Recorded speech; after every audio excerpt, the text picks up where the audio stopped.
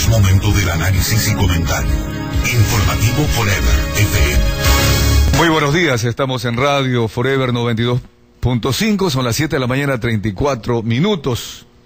Hoy día martes 9 de agosto de 2011 iniciamos el segmento de análisis, entrevistas, reportajes, opinión. Comenzando siempre este segmento con uno de los temas que planteamos cada día para el mejoramiento o de alguna forma el compartir con ustedes, amigos oyentes, esta experiencia que cada día vivimos en materia política especialmente, que no nos permite a los ecuatorianos realmente obtener el bien común, el bien general, reducir, ojalá eliminar la pobreza en el país. Y son temas que hemos tratado en los últimos días alrededor de lo que es el proyecto político. Cuando alguien sale de su casa para llegar a algún destino, sabe el objetivo, para qué sale de la casa, a dónde va. Ese objetivo lo lleva o la lleva a la persona para ver cómo llegar a ese objetivo. Es decir, acciones, ir caminando, ir en bicicleta, en moto, en fin, cualquiera que sea el medio de transportación, para llegar al objetivo. La manera de llegar es la estrategia.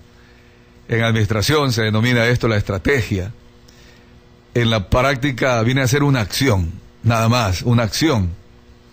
El proyecto político, entonces, tiene objetivos. Objetivos nacionales, que debe ser ese bien común, el bienestar general, que todas las familias ecuatorianas tengan un nivel de vida adecuado. Creo que este objetivo nacional debe ser de todos los ecuatorianos. No creo que haya un ecuatoriano que no quiera tener un mejor nivel de vida. Por lo tanto, es un objetivo compartido. ¿Y por qué no lo hemos logrado en 180 años de república? ¿Por qué no lo logramos en este gobierno? Todavía hay muchos temas pendientes, a pesar de tener lo que no tenían gobiernos anteriores: presupuesto, dinero. Y más aún cuando vemos que el mundo entero está, Dios no quiera realmente que sea grave, pero está entrando en una crisis que no sabemos las dimensiones que pueda tener. Solo cuando Estados Unidos fue declarado de AAA como calificación crediticia a AA positivo, ya las bolsas de valores en el mundo entero están cayendo. Es cierto que a nosotros no nos llega el impacto de inmediato, porque mire lo que tiene la ventaja de ser pobre. Al pobre, cuando quiebra un rico, no le afecta, salvo que trabaje directamente para ese rico o dependa de ese rico.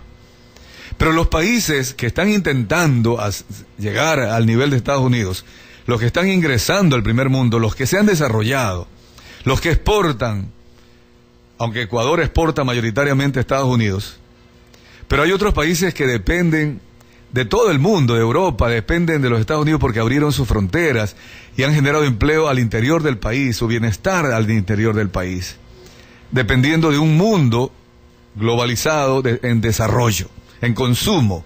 Pero baja el consumo, les va a bajar a ellos inmediatamente su crecimiento. Y más aún, el valor de la propiedad, de las acciones, de los bonos. Los bonos estadounidenses son los más apreciados del mundo, los más garantizados. Los chinos compran bonos federales de los Estados Unidos.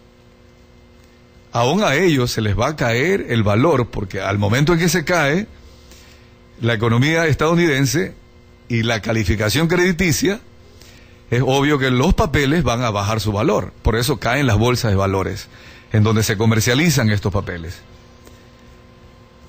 ¿Qué hace Ecuador en esta circunstancia? ¿Qué debería hacer? Que ni siquiera tenemos recursos. Tenga usted en consideración esto, amigo y amiga que me escucha. No hay reservas, no hay dinero ahorrado en los tiempos de vacas gordas para el tiempo de vacas flacas. No hay. Más bien tenemos déficit en el año 2011 que todavía no conocemos cómo se va a cubrir.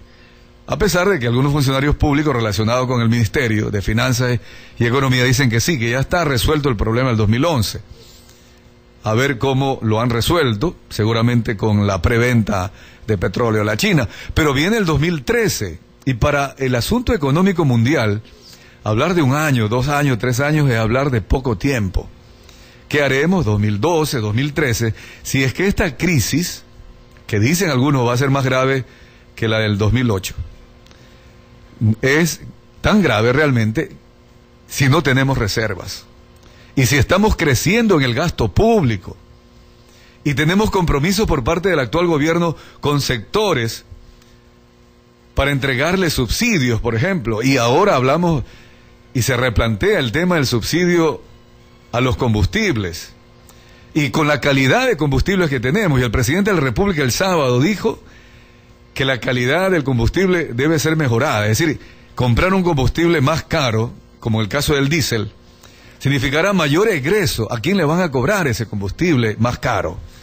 Tendrá que eliminarse o los subsidios o elevar los precios, que a la larga termina siendo lo mismo al consumidor. Es decir, una serie de acciones económicas que se deberán tomar, pero no en base a una planificación, a un proyecto, y en base a una improvisación, lastimosamente, y por eso siempre se pregunta, ¿hacia dónde va el Ecuador? ¿Qué proyecto realmente político consensuado tenemos para que el asunto económico sea satisfactorio para los ecuatorianos? Así que tenemos que mantener en claro y exigirle al gobierno. Hoy día, con mucha satisfacción, estuvimos leyendo en la mañana por parte de Orlando Murillo y también por Óscar Arteaga, la información de dentro de Alianza País, en donde ya comienzan a hablar de proyecto político y que por el proyecto político debe consensuarse en la Asamblea, que ya en todo caso se ve la posición de algunos asambleístas de Alianza País, ojalá que sea sincera y coherente y permanente, que rechazan lo que dijo Virgilio Hernández la semana anterior, esos acuerdos que no son acuerdos políticos, sino intercambios del toma y daca, de la troncha, que no son sustento o sustentables como para un proyecto político.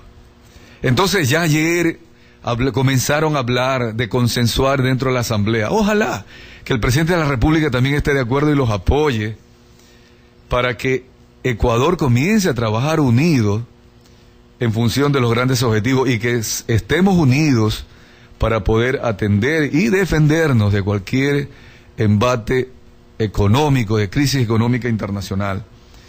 Voy a compartir con usted, amigo y amiga que nos escucha, este tema que va a quedar ahí pendiente. Y a propósito, aprovecho la oportunidad, debo de ausentarme del informativo aproximadamente 10 días, y seguro estaré atento a lo que se desenvuelva en el Ecuador en la materia política y dentro del informativo, con la subdirección que nos hace cada día Orlando Murillo, con la colaboración de Óscar Arteaga y también de Carlos Alberto Vergara. El tema del proyecto político es ese conjunto, primero, de valores, de principios, de ideas, objetivos y planes que tiene un pueblo para conseguir el bienestar común de todos. Nunca puede haber una definición, un concepto que no se diga de todos. El gobierno habla que la patria ya es de todos, pero en la práctica, cuando redacta leyes, no necesariamente son leyes para todos. Y en el discurso oficial, gubernamental, siempre hay una separación, siempre hay un mensaje de los unos y de los otros, y lastimosamente de los unos contra los otros. Todavía nos falta realmente una unidad nacional, un compromiso nacional, en el que todos seamos considerados, tomados en cuenta. No puede haber un objetivo común, con vocación realmente de compromiso de todos, si no se incluyen a todos en la definición de los objetivos y en la definición de las acciones y los planes de todos los sectores, ¿verdad? A esto es obvio que hay que sumar la parte humana, las características de un gran proyecto político. No solo son por los objetivos claros, compartidos, realistas, alcanzables inclusive, sin utopías, sino con realidades, con estrategias, acciones compartidas por todos, con la unidad de acción dentro de la diversidad, respetándonos unos a otros, sin discriminar, sin diferenciar al uno del otro. Eso es lo que nos hace falta todavía desde el presidente de la República, los ministros, para que todos realmente aportemos. Si hay algún corrupto, si alguien se aprovechó de la época de la corrupción, de la partidocracia, pues debe de alguna manera habérselo señalado, y en la práctica vemos que muy poco se ha hecho al respecto, si es que realmente se tienen pruebas, se tiene algo para planteárselo. A veces se acusa, se generaliza, sin concretar nombres, apellidos y hechos. Y allí están las situaciones de un país dividido, de un país que está atento, nervioso, ¿verdad? Más bien, ¿a qué me van a hacer? ¿Qué debo hacer para defenderme? Eso no es un país realmente que se enfoca hacia el futuro. Más allá de la política, debemos trabajar en la cultura política. Más allá de esto que siempre hemos hablado como ciencia política que se intentó por Giovanni Sartori, de crear comportamientos, reglas, de alguna manera para decir cómo debe ser el comportamiento político, se ha fracasado en todo el mundo, porque el humano es imperfecto. Pero sin embargo hay que intentar una forma de vida, una cultura de respeto en la política. Más allá inclusive de las ideologías, de la revolución ciudadana, del socialismo del siglo XXI, más allá de Alianza País, pensar en todos los ecuatorianos. Debemos estar unidos, así como alguien dijo, y es cierto, cuando nos opinó ayer, recordemos cuando tuvimos el conflicto bélico con el Perú, cuando bajo el liderazgo del arquitecto Sixto Durán Ballén, que dijo ni un paso atrás, no había un ecuatoriano que no estuviera apoyando esa defensa nacional. Eso es lo que hace falta en el Ecuador hoy día para desarrollarnos, la unidad nacional, que no la tenemos. Concluimos, y quiero concluir dejando un mensaje. Siempre hemos hablado aquí de lo que es el verdadero liderazgo. El verdadero liderazgo no se lleva con el populismo. El verdadero liderazgo no se lleva con la demagogia, con la mentira, con el insulto. No, el verdadero liderazgo, dice David Gergen, en una frase genial, que nos dice todo lo que debe existir en el Ecuador como verdadero liderazgo. Dice, la función de un líder es elevar las aspiraciones de las personas y liberar sus energías para que traten de realizarlas. Elevar las aspiraciones de las personas, no pues quitándole su autoestima. Imposible que un pueblo pueda elevarse quitándole el amor propio. Hay que elevarle, ¿verdad?, la autoestima para que supere en sus aspiraciones, que luche por algo más, que cuando se habla de pelucones, ojalá todos fuéramos pelucones, que dijera a los ecuatorianos, nuestro presidente, lleguemos a tener el estándar de vida de pelucones todos los ecuatorianos, cosa que las personas se esfuercen, que trabajen, que estudien, que luchen por llegar a esos grandes objetivos. Pero para eso hay que liberar las energías. Mire, hablar de libertades, permitirle a las personas superarse. Aquel padre de familia que a veces cree que hay que darle a los hijos todo para que así se superen, usted sabe, amigo y amiga que nos escucha, está criando niños o niñas inválidas, y no en lo físico, sino en lo aspiracional, no válidas en lo aspiracional. Entonces, el padre de familia que le da a su hijo una aspiración superior, pero a la vez le libera las energías para superarse. Igual, llevemos ese ejemplo a un país, desde el gobierno, elevar las aspiraciones de la sociedad, que cada uno de los ecuatorianos tengamos metas altas, elevadas.